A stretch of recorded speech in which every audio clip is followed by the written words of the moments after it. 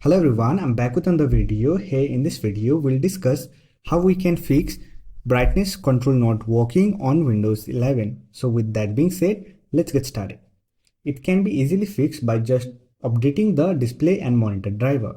For that, right click on Start button, open Device Manager, and here look for Display Adapter. Simply expand the category, select the driver, right click on it, then click on Update Drivers, and click on Search automatically for drivers and wait for the update process to complete. After that, you need to update the monitor driver. For that, simply expand the monitor category, select the monitor, right click on it, then click on Update Driver and click on Search automatically for drivers and wait for the update process to complete.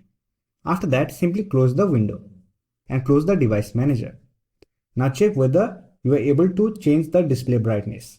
If you're still facing the issue, then you can simply update your Windows operating system.